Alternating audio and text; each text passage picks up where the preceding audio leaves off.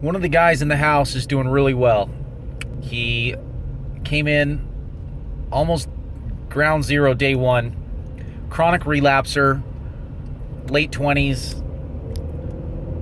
Tons of potential. Smart guy, athletic background, good looking dude.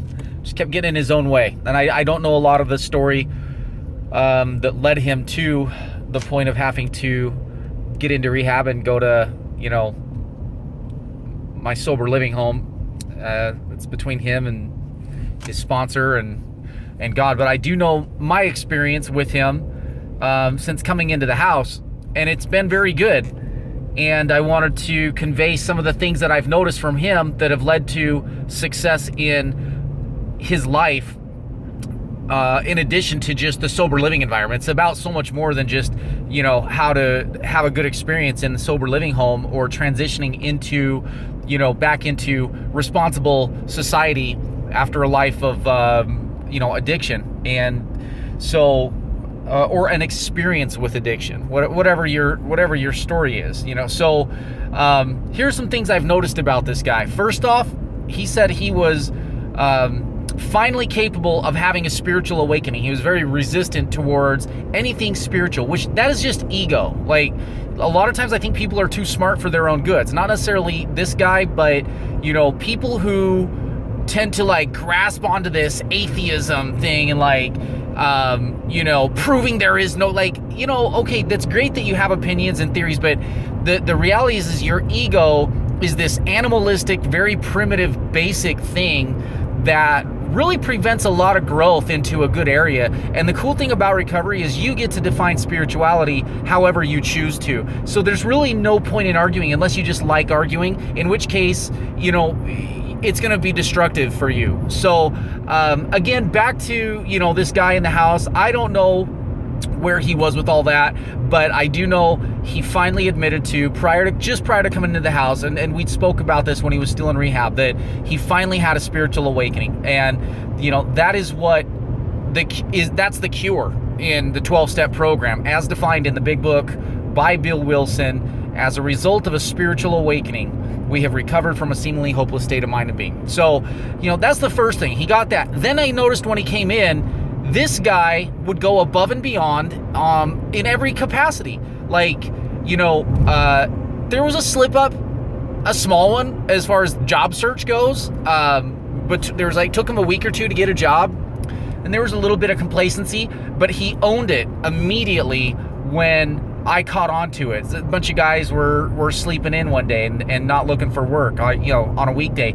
I called them, immediate accountability, work past it, no problem. Aside from, minor little slip-ups, there have been no relapses, anything like that. It has all been very positive day in, day out. This guy will clean the house well above and beyond his normal chores. His living environment is very clean and organized. He takes pride in his work. He takes pride in his personal space. He's willing to help others. I know he's sponsored a guy or two, right? So at the end of the day, he's doing things consistently and regularly that are bettering him. And he's doing the next right thing. Talks about that in AA, doing the next right thing. And as a result, he just came back from a trip, went out with somebody close to him and did a long, a week-long visit. And, what this has done is put his life on a trajectory and created momentum into what gives him an immense amount of hope, as he should have. His life is on track to become something miraculous and wonderful and, happy, joyous, and free, just like it promises, in the program. And, I look at a compilation of, just reflecting on, the last 90 days of knowing this guy, day in, day out, doing the next right thing, going above and beyond, helping other people, having fun too. He's, a very funny guy. So it's important to enjoy the fellowship and integrate with the people in the house. And, I can only talk about, my sober living home, my experience and what I'm trying to convey. But I guess in general, you could say if you're in a sober living home, it's important to try to integrate where you can. I don't have control over other homes. I can say in my home, it's imperative that you are positive and integrating well, that everybody gets along. And I will take very seriously any type of feedback where somebody is negative and creating contention in any sort. They don't have to necessarily relapse on drugs and alcohol for me to consider if they're not a good fit for my house. You have to be able to enjoy that fellowship together. And that's something, you know, again, that this guy's done. He's always creating a good, cohesive environment.